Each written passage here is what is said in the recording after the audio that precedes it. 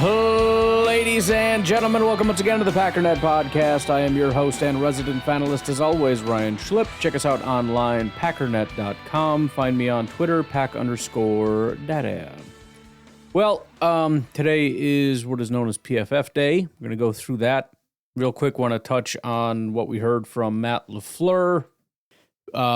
It sounds like a lot of what we're hearing is speculation. In fact, the press conference with Matt LaFleur started with somebody saying, hey, sounds like a positive report from Jordan Love, and Matt LaFleur saying, yeah, I don't know, first of all, and second of all, you shouldn't know that, because wherever that report came from, it better not have come from inside this building.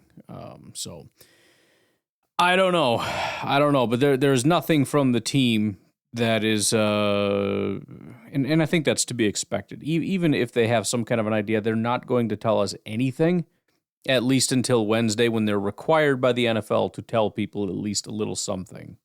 That's also the case, at least as my understanding, for Evan Williams and Jair Alexander. At least from what we've heard from Matt LaFleur, there isn't a ton. Now, he did sort of corroborate what I had said about losing Evan and how big of a deal that was. He mentioned that it set off a chain reaction on the back end. So, even if they knew Evan wasn't going to be able to play, perhaps it could have given these guys a little bit of an opportunity to get involved in that game plan, where they were going to use them and how they were going to be used, and kind of working through that, as opposed to the way it all worked out. But, these are two of the most consequential people on our defense right now, along with Xavier McKinney. So hopefully they're going to be able to play. He did say we'll have a better idea after today, which would be, yesterday for you. He mentioned that the injuries are definitely going to affect things regarding their game plan, which again makes a lot of sense. I mean, it's a big deal, but we didn't get a bunch from Matt LaFleur. It was a little disappointing to hear some of the stuff he had to say about the pass rush. Sounds like for the most part just making excuses.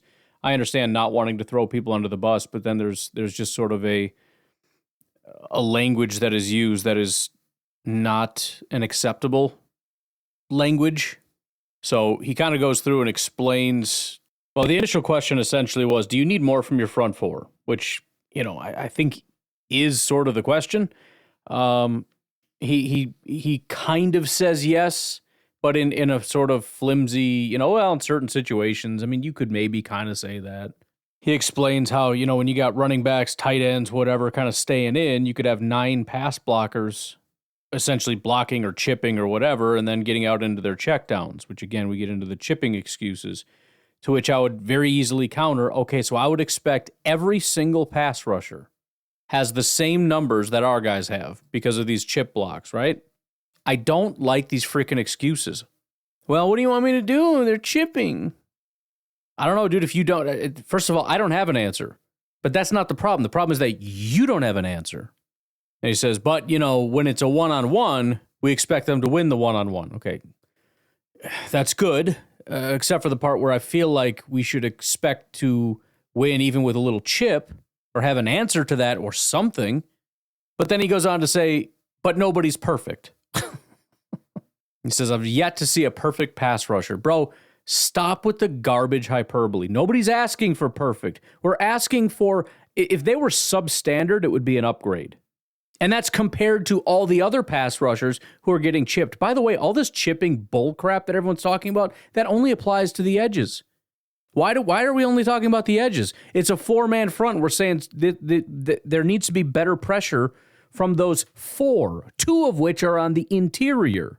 Well, the tight ends are chipping and the running backs are chipping. Yeah, out there. What's freaking everybody else on the interior's excuse?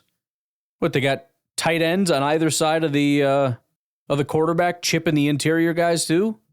I mean, again, I have to assume, I hope and pray that at least the defensive coaches in the meeting rooms are not having the same mentality where we're not going to grade you negatively on any plays in which there's additional pass blockers because we just assume you're not going to be able to do it on that play.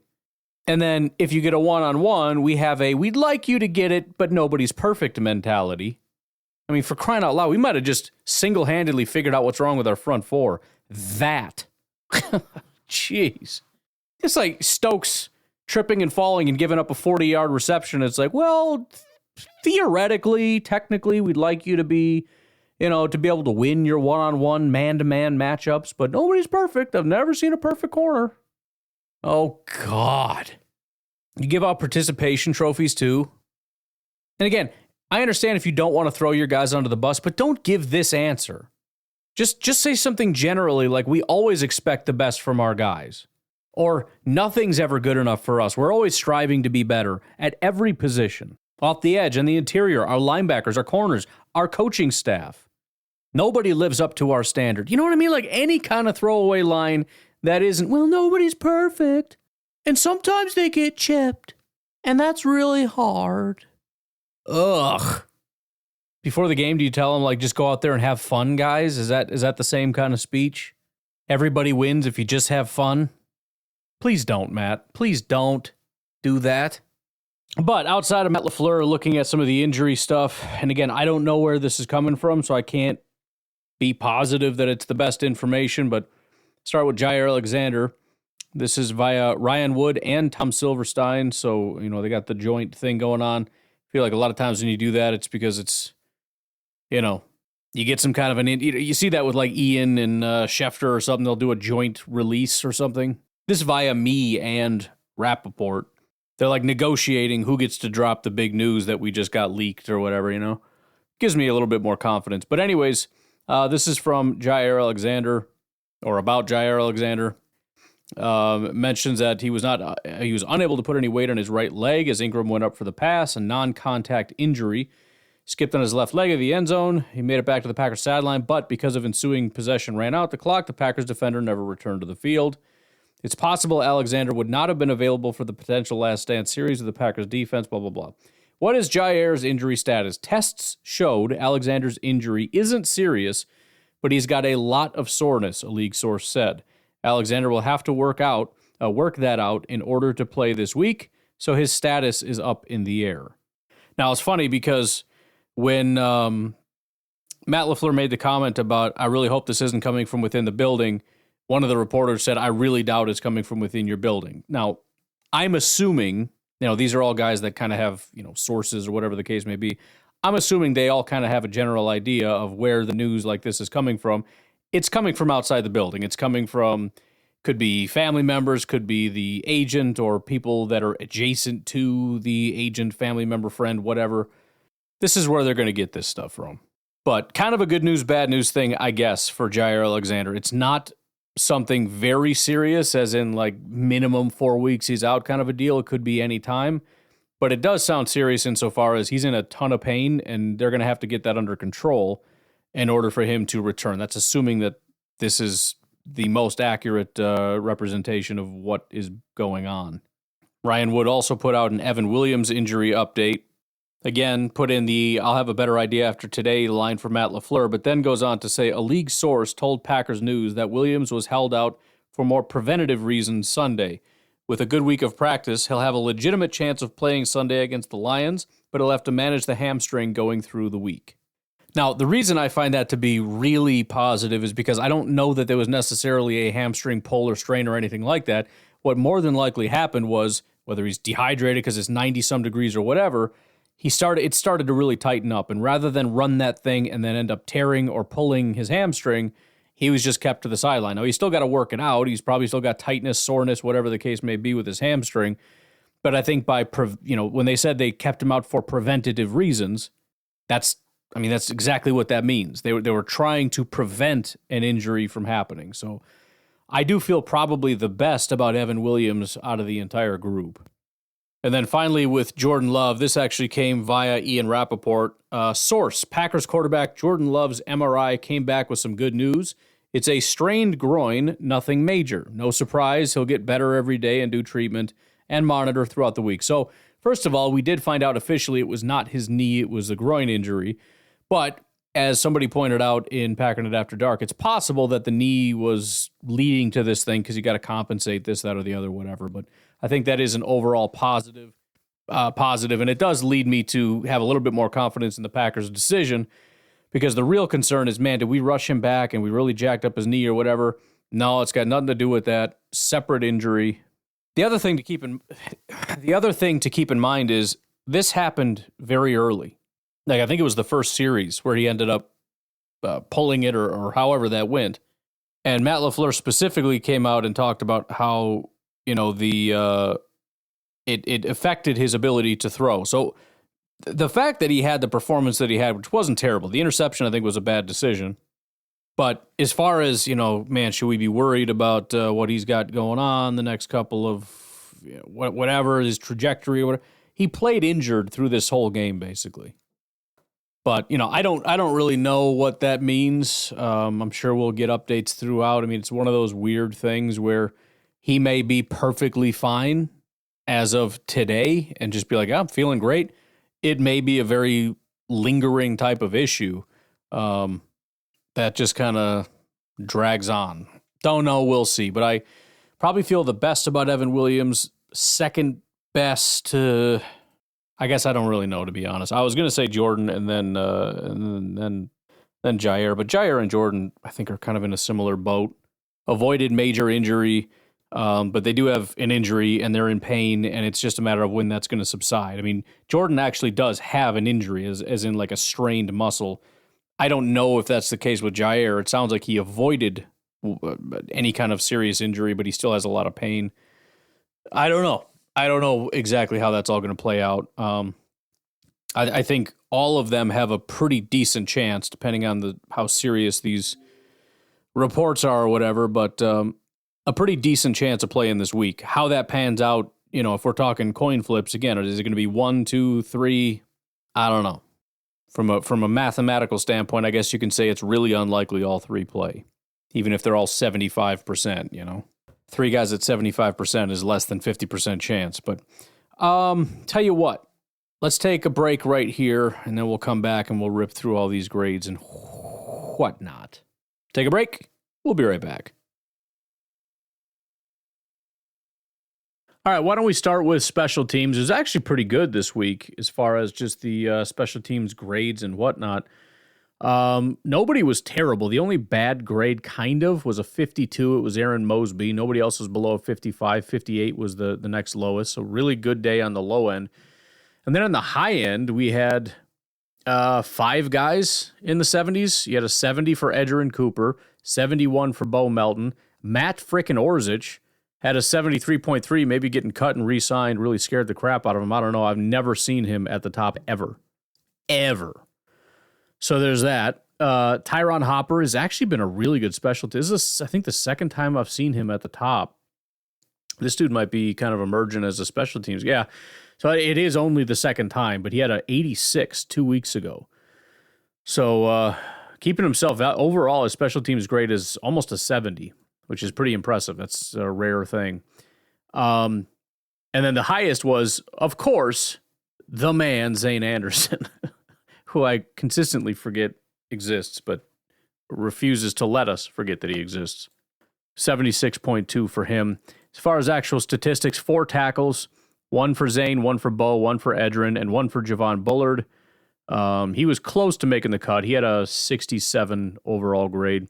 1 assisted tackle was Matt Orzech, so there you go, getting down there and actually making tackles. There was also 1 missed tackle. Not surprisingly, it was Aaron Mosby, so that's why he was the one guy who had a substandard grade. McManus, for some stupid reason, they only gave him a 66 grade. I have no clue what the hell your criteria is. I guess because they're all kind of close kicks, so they're all expected to make, so it was slightly above average. Still, dude, 3 for 3 on field goals, 3 for 3 on extra points. You can shove it. All right? How about that? How about you shove it? By the way, McManus right now for the season has a 75.5 PFF grade. Where does that rank? I'm just curious. He probably doesn't even make the cut as far as minimums, but I will make sure that he does because I'm curious where that puts him. So that would make him 14th, 75.5. There you go. With Narveson down at a 43.8. And, of course, Greg Zuerlein of the Jets with a 29.9 grade. He's made 9 of 15 field goals and 13 of 14 extra points. Yeah, that's the way she goes. Freaking way she goes, Bubbles. Then Daniel Whelan was given a 64 punting grade. He is Still pretty decent. He's the 9th highest graded punter. Again, I will laugh at the fact that J.K. Scott is the 2nd highest and Corey Bojorquez is the 5th highest. So will never not be funny. J.K. Scott with a 92 punting grade. Actually, they're both tied for the highest average hang time at 4.66. J.K. Scott and Daniel Whelan. That's pretty funny. In fact, I'm looking at this and I don't know why our guy isn't higher. I guess couple of shanked punts or whatever. I don't know. They both have the same hang time. Yards per attempt, Whelan is higher, 48 to 47. Net is higher, 44 to 42.5. Longest punt, J.K. Scott 67, Daniel Whelan 74, which is that the 2nd furthest boot in the NFL right now? No, it's 4th. Bojorquez, some dude in Cincinnati, and Stonehouse. But anyways, they tied for how many punts were inside the 20 at 14. I don't know. Whatever. I don't even care. All right, let's take a look at the offensive grades as a whole. You could argue there's a lot of bad here if you look at below 60. It's about half the team. But if we stick with the standard of below a 55, we've got 6 of them. And one of them, the first one, is really starting to be concerning, and that's Jaden Reed. Jaden Reed had his grades were 90, and then it was 61, 61, then 75, 72, and then it was 61, 40, 54. So he had a great game, and then and then 2 good games, and then 2 bad games in a row. He hasn't had a good game since week 5 is the bottom line. I don't know what's going on, but please be good again, Jaden, because that was really cool when you were a great receiver, and I don't know what's happening. After that is Elton Jenkins. Frickin' don't want that to happen. Then John Fitzpatrick. Nobody cares. Then Rasheed Walker. Again, can't have this happen, boys. By the way, I looked at the Jaguars defense, and it's like everybody was just feasting out there. Their defensive line had the best grades ever. D tackles, edge rushers, linebackers. I don't know if our offensive line was just like, bro, it's too hot. I'm not doing this, man. I'm big boy. It's hot. I don't like it. I don't feel like playing today. Seriously, it was freaking bad.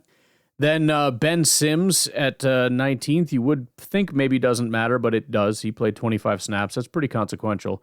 And then dead last was Josh Myers. Now, his pass blocking grade was great, but again, the run blocking was terrible, so I'm kind of split on him. But overall, his grade was low.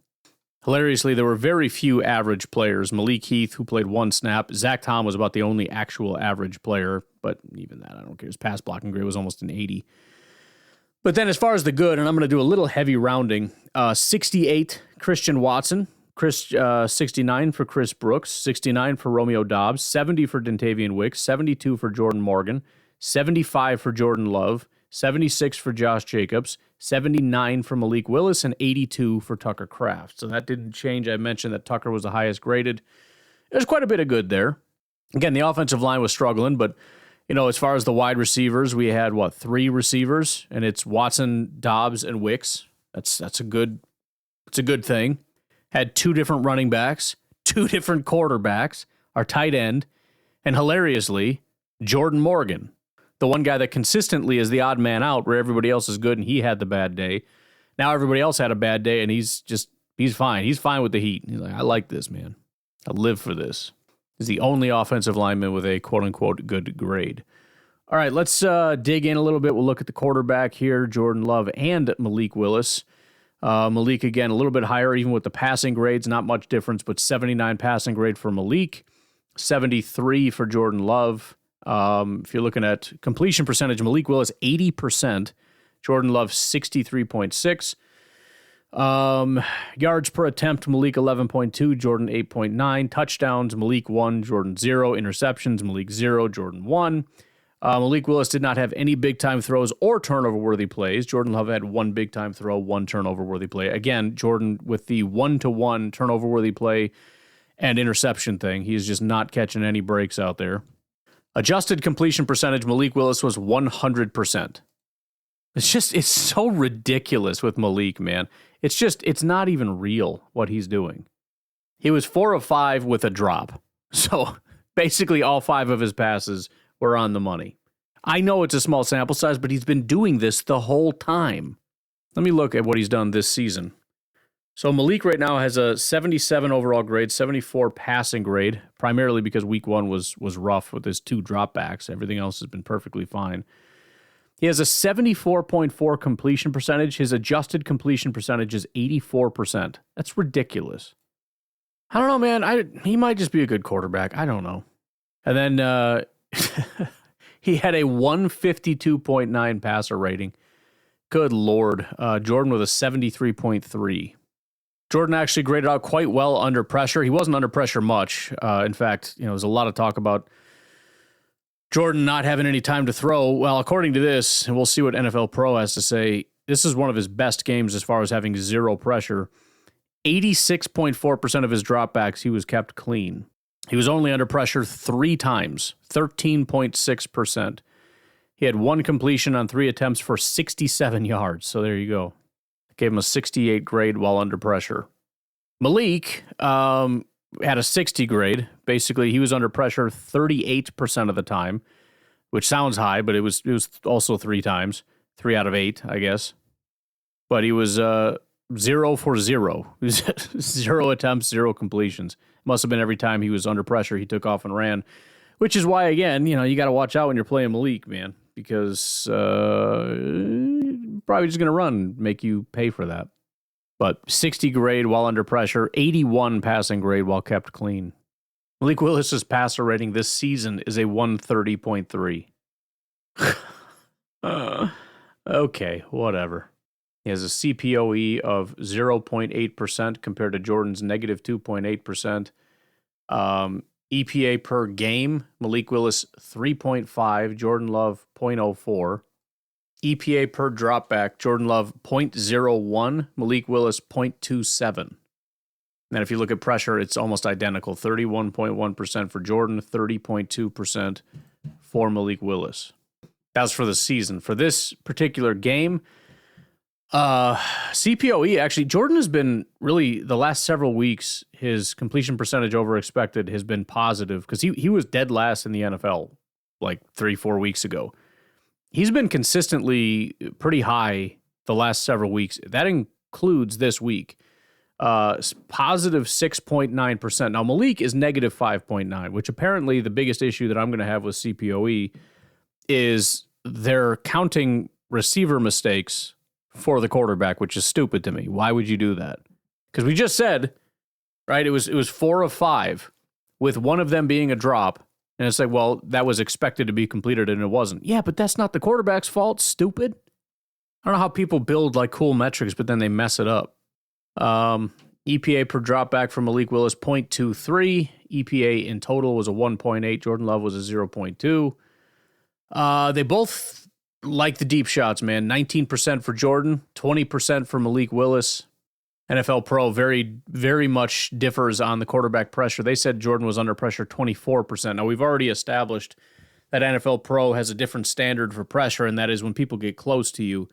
So we can tell what the gap is. The gap between the whatever it was, 9% or whatever, 19%, whatever, and the 24% is how many times Jordan Love was actually affected in the pocket, as opposed to guys just getting kind of close to him, but Jordan stood in and threw the pass. Looking at the receivers, we'll start with the grades. Tucker Kraft, 82. Romeo Doubs, 69. Watson, 69. Wicks, 67. Wilson, 63. Chris Brooks, 62. Jaden Reed, 56. Josh Jacobs, 53. If we look at yards per route run, Tucker Kraft, 3.25 yards per route run, which is ridiculous. Jaden Reed, 2.75, which is actually quite good. Romeo Doubs, 2.48. Did Reed have... No, Doubs had the drop, right? Yeah, it was Doubs with the drop. I was like, maybe that's why everybody's picking on Reed this week, but he didn't have any drops. I don't know what the problem is. Oh, it says he did have a drop. He must have dropped one of Jordan's. Whatever. But yeah, Reed, 2.75. Doubs, 2.48. Everybody else was under 2. And yeah, because Jaden Reed ran less routes, it was a higher drop percentage, which also is probably going to hurt him more so than some of the other guys. Looking at catch rate over expected now over at NFL Pro.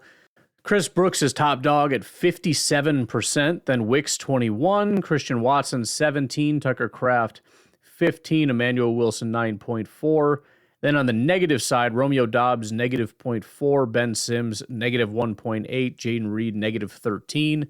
So again, that's also when sometimes when you look at some of the advanced stats, you can kind of figure out where PFF is seeing certain things.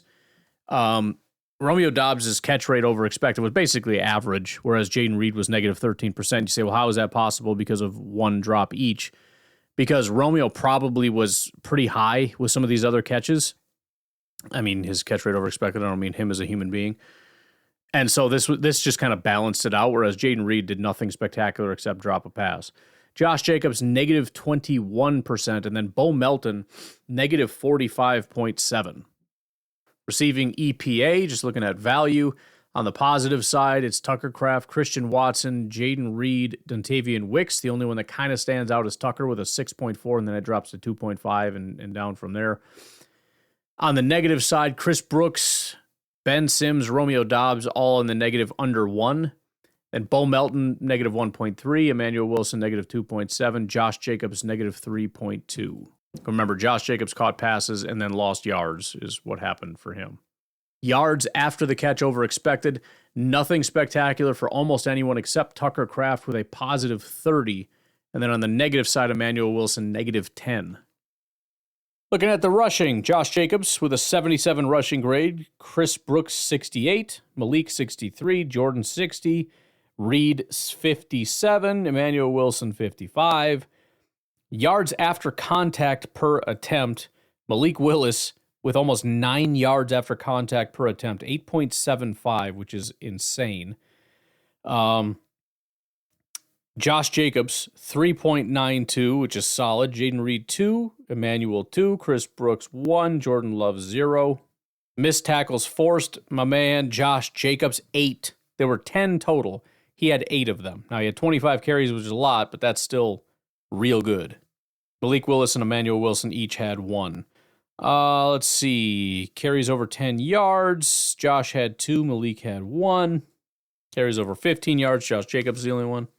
Rush yards over expected. Josh Jacobs, 35 additional yards. Malik Willis, 14. On the negative side, Jaden Reed, -2. Chris Brooks, -4. Emmanuel Wilson, -11. Like I said, Emmanuel Wilson just not having the best day ever. And, it is interesting because, rush yards over expected is not a single play. It's cumulative, but it's also cumulative that can go negative. So you say, well, you ran 25 times. I understand that. But if you run 25 times and it's -1, +1, -1, +1, -1, +1, it averages out to 0. You can go out to infinity, and that's not going to change, which is essentially where rush yards over expected per attempt comes in. Malik dominated this. 6.9 yards over expected per attempt. Josh Jacobs, 1.4. Chris Brooks, minus about a yard. Jaden Reed, -2.3. Emmanuel Wilson, -2.7. Carries that went for 15 miles per hour. Josh Jacobs had 4 carries that went 15 miles an hour. Again, he can crack 15 pretty consistently. I don't know if he has the juice for 20. Emmanuel Wilson has 1. Jaden Reed had 1, which is actually impressive for Jaden Reed considering he really never got north at any point during those runs. And then Malik also had a carry that went 15 miles an hour. I'm pretty sure Malik has been clocked over the 20s. I'm sure it would be pretty rare to have him get to that point, but he might have it in him. And then success percentage is actually kind of interesting too. Chris Brooks, 75% success rate. So going to him has been promising. And again, I can't help but think that Chris Brooks is going to continue to get more and more looks. I feel bad for Emmanuel. Every time the guy does well, he does nothing but make plays, and he's just overshadowed by the rest of the roster. And along comes an opportunity where 2 guys get injured immediately, and he's thrust into the spotlight. And then 2024 undrafted free agent emerges, and they're like, I kind of like this guy. Let's make him number 2. It's like, son of a gun. Anyways, lastly, let's take a look at this offensive line. We'll actually start with the statistics real quick. 6 pressures were given up. Only one of them was 0 sacks, 1 hit, and 5 of them were hurries, which is not a bad day. Josh Myers gave up 1 of them. It was a hurry. Zach Tom gave up 1. It was a hurry. Rashid gave up 1. It was a hurry. Sean Ryan gave up 1. It was a hit. Elton Jenkins gave up 2. They were both hurries. Looking at the grades here, Rasheed Walker off the left side, 53 pass blocking, 57 run blocking, and a penalty is a trash day. Again, I will tolerate a 57 run blocking if the pass blocking is there and if we can chill with the penalties. You did neither of those things. Left guard Elton Jenkins also didn't feel like showing up in the heat. 65 pass blocking, 51 run blocking. That sucks. Josh Myers actually pass blocked. He did a good job. 77 pass blocking grade. Unfortunately, he had a 38 run blocking grade. What the hell? Why can I just not ever be happy with you? Again, the right guards rotated out. Sean Ryan, who seemed to have been winning the competition, is probably, I think I mentioned before, back when I saw it just as preliminary, I think the Packers are going to look for an opportunity, a reason to thrust Jordan Morgan into the spot, and this is probably going to give them some opportunities here. Sean Ryan had a 57 pass blocking grade and gave up a hit. Jordan Morgan had an 84 pass blocking grade, probably the best he's had all year, if I'm not mistaken. And then Sean Ryan had a 56 run blocking grade. Jordan Morgan had a 66 run blocking grade. So that is not just a good Packers thing, that is an exceptional Packers offensive line grade, because not only were you in the mid-80s pass blocking, but your run blocking was actually pretty decent. I mean, it wasn't elite. It wasn't even technically good, but you're pushing high to mid-high 60s. I mean, that's for a Packers lineman, that might as well be a 90. And then Zach Tom, 79 pass blocking, 58 run blocking. I think that's about as, I mean, again, they gave him a 62. They can shove it. I think that's stupid. I mean, if you're excelling at an exceptional level as a pass blocker and your run blocking is average, and then you give him a perfectly average grade, I think that's stupid. I think pass blocking should be 80% of your freaking grade. And when 80% is an 80, and, when 80% of your grade is an A minus, and 20% of your grade is a C, and you gave him a C, you're stupid. He did have a penalty, though. That's probably part of the reason that his grade went down. Penalties got to chill, man. The penalties are a little ridiculous. Some other blocking grades that are non-offensive linemen. Chris Brooks actually, again, excelling, pushing Emmanuel Wilson down. He only had 2 pass blocking attempts, but he ended up with a 78 grade, which tells me he did a really good job with that. He had 4 opportunities in run blocking. He had a 60 run blocking grade, which means he did what he needed to do. Who else we got in here? Anybody? Is that everybody? Oh, Tucker. There he is. Tucker Kraft with a 67 pass blocking grade. He had only 1 opportunity in that. They don't do a lot of pass blocking. 32 run blocking opportunities. He had a 68 run blocking grade, which is quite impressive. Not elite, but again, when you're excelling as a receiver and then you come in, you're just an above average blocker, I'll take that all day. I don't care. Lot of other run blockers, so I want to go through this. Again, run blocking grades, not super fantastic generally. Start from worst to best. Josh Myers, I mean, when you have all these running backs and wide receivers and everybody else, can you just be better than the receivers, Josh? You know, or like a random tight end? Can you be better than John Fitzpatrick or Ben Sims or anybody? Come on, bro. The lowest graded run blocker was Josh Myers, followed by Elton Jenkins, again, disgraceful. Then Ben Sims, then John Fitzpatrick, then Jaden Reed. These are pretty average anyways, 56. All the way through. Very, very average. And then on the positive side, Jordan Morgan with his 66, Tucker Kraft with his 68, and then Christian Watson, 69, and Dontavian Wicks, 70. So receivers come through and actually get the job done. Granted, they have easier assignments.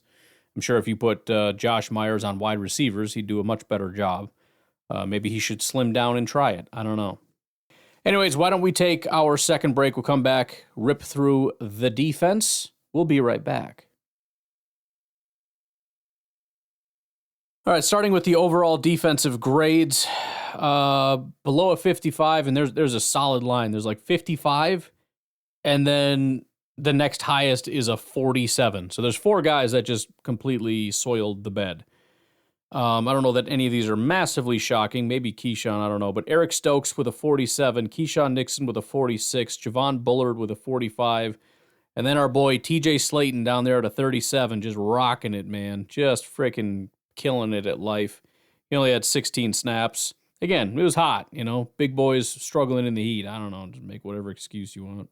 Those were the bad grades of the day. 3 out of those 4, a big part of that was, 3. Keyshawn, Bullard, and Slayton. Biggest issues, run defense and tackling. Just terrible. Stokes is the only one that didn't struggle with that. He had such a terrible grade all because of coverage, which is great. You should tell me Slayton had a terrible coverage grade or something. Anyways, on the positive side, we'll start at, again, about a 68. A little bit of heavy rounding. Kenny Clark with a 68. Carl Brooks with a 68. Preston Smith, 70. Jair, 72. Edgerrin Cooper, 74. And then Eric Wilson, again, 2 weeks in a row. He ends up being our highest graded defender. And considering he had a 99.4 grade in week 2, he currently has an 88 PFF grade on the season. 75 run defense, 62 tackling, 78 pass rush, and 85 coverage is where he's at right now. Just so we're all clear on whatever the heck is happening here, because I don't know what's happening. He had 2 bad games against Tennessee and Minnesota. Otherwise, he's been decent to great. 62, 99, 65, 69, 83, 81 outside of the 2 bad games. Those are all good grades. And the only actual bad game where he played a bunch of snaps and sucked was Minnesota, unfortunately. And they played him as a right outside linebacker primarily. Doesn't look like the outside linebacker stuff works as well. Obviously, we know where you've been using him as a middle linebacker, which is his 2 best grades, aside from the Indy game, but that was only 8 snaps. The outside linebacker stuff just has not been working as well. I don't really understand fully the designation as far as, because they have weak side linebacker, middle linebacker, and then left and right outside linebacker. I don't know if that's strong side or what. I don't know what their freaking designations are. But looking at run defense specifically, the bad grades, Wyatt 52, Slayton 49, Bullard 48, Keyshawn Nixon 44, Edgerrin Cooper 43 on the positive side, McDuffie 73, Preston 76, Kenny 76, and Eric Wilson 85. Tackling the putrid grades, and there's a lot of them, and Matt LaFleur talked about it. There was a point where they asked about explosive plays, and he's like, yeah, they had some explosives, but there were also a lot of tackling issues where they're throwing freaking checkdowns, which is what we're actually enticing them into doing. We're playing a defense like cover 2 or whatever, where we're begging them to throw the checkdown so that we can just quickly come downhill and tackle them, and then they throw the checkdown, and then we don't tackle them. Edgerrin Cooper, 39. These are their tackling grades. McDuffie, 38. Williams, 30. Bullard, 29. Keyshawn, 29. Gary, 28. Jair, 24. Slayton, 23. We'll get into the actual misses, but there were 15 missed tackles on the day, according to PFF. Pass rush grades, I don't know. Nothing super terrible. I guess if we stick to the sub 55 thing, it's Wilson, Slayton, Kenny, and Keyshawn that were below. 51 was the worst. On the positive side, Carl Brooks with a 67, Preston 69, Colby Wooden 70, Edgerrin Cooper with a 91. Coverage grades, Keyshawn, Bullard, and Stokes were all in the 40s. On the positive side, Wilson 71, Jair 72, Edgerrin Cooper 74. How about that for being our highest graded pass rusher and our highest graded coverage guy? It was really just run defense and tackling that kept him from having a 80 or 90-ish grade. Now we're going to get into the stats, and this is where it gets a little weird because we do have NFL Pro. I'm going to try to do this kind of side by frickin' side here, if I can get this daggone thing to work right, so that we can kind of get the different perspectives, I guess. I don't know. Bottom line is, if you don't know, PFF and NFL Pro, obviously they track statistics, like how many pressures and sacks and whatnot. They just track them very differently. So there's a lot of times I'll look at it and be like, I'll go through the PFF grades and I'll be like, dude, this guy freaking sucked. And then you go to the NFL Pro, it's like, actually, according to them, it was quite good. So I'm going to try to do it more at the same time as opposed to making declarative statements and then going back and being like, actually, I don't freaking know what happened. But all right, PFF has him down for 10 pressures. Preston, Wyatt, Enigbare, Cooper, Van Ness with 1. Brooks with 2. Rashawn Gary with 3. There's some agreement, some disagreement. NFL Pro, which actually I think has him at less, which is unusual. But Cooper, Brooks, Enigbare, Slayton and Smith they have with 1, Rashawn Gary 3. So they agree on Rashawn Gary having 3. They agree that Edgerrin had 1, Kingsley had 1, and Preston had 1. Everything else is a disagreement. Pretty close though, not as different as usual. It does make a pretty big difference for some of these guys. So, for example, Carl Brooks, PFF had him down for 2 pressures on 14 attempts, which is fantastic. NFL Pro had him down for 1 pressure on 14 attempts. So one of them is, 7%, and one is a lot more. And then you've also got, for example, Wyatt, they said, did not get a pressure. I think Lucas Van Ness, they said they did not get a pressure. So whatever. As far as quick pressures via NFL Pro, Preston Smith had 1, Rashawn Gary had 2, nobody else had 1. So Rashawn Gary obviously was the guy on this day that got her done.